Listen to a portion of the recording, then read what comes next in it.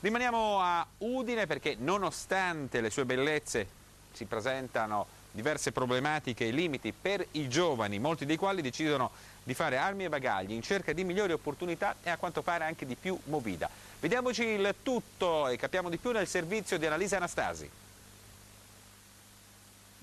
Udine, nonostante le sue bellezze, fa fuggire i giovani e a gambe levate.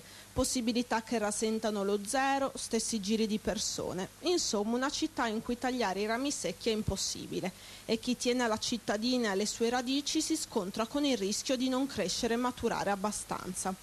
Non riesco a trovare un posto di lavoro, ammette una ragazza, nonostante la laurea e un master. Basta dire che per fare la commessa il mio titolo di studi diventa un problema, anziché un'agevolazione. Ho ricevuto delle risposte ai curriculum inviati, termini edulcorati, promesse di mansioni importanti per cosa poi distribuire volantini.